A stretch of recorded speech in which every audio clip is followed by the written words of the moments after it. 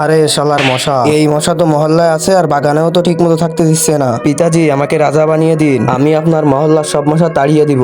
আরে, তোকে কেন রাজা বানাবে? পিতাজি, আমাকে রাজা বানান, আমি এই মশা টিপে টিপে মেরে ফেলবো। আচ্ছা ঠিক আছে, আমি তোমাদের মধ্য থেকে তাকেই রাজা বানাবো যে মহল্লার সব মশা তাড়িয়ে দিতে পারবে। ঠিক আছে বাবা, আমাদের মহল্লায় অনেক মশা, আমাকে তুমি এমন কিছু দাও যাতে আমাদের মশা সব দূর হয়ে যায়। ঠিক আছে, তোমার হাত সামনে নাও। আমি তোমাকে এমন এক লাকড়ি দিচ্ছি, ওটা জ্বালানোর পরে ওটার ধোঁয়ায় তোমাদের মহল্লার সব মশা দূর হয়ে যাবে। থ্যাংক ইউ বাবা। এই দেখেন বিটাজি, আমি কি নিয়ে এসেছি। লাকড়ি?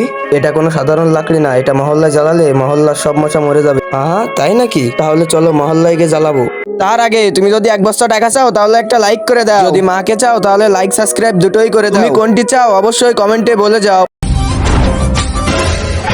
আরে আরে, আমার মহল, আমাদের মহলে কে আগুন লাগিয়ে দিল? পিতাজি, আমি। এবার মহল্লের সব মশা জ্বলে মরে যাবে।